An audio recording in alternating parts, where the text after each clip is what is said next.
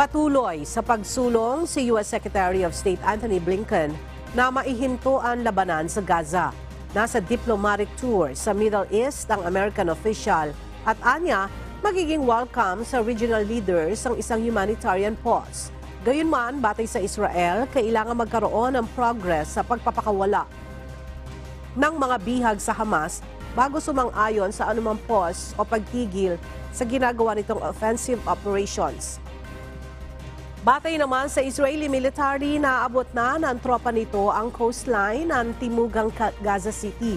Sa ulat ng Hamas-run Health Ministry sa Gaza, may higit na sa 9,700 ang mga taong nasawi sa teritoryo mula ng ilunsad ng Israel ang pambobomba nito noong October 7.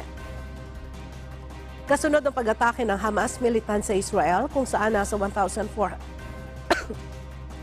na tao naman ang nasawi at lagpas sa 200 ang hostages.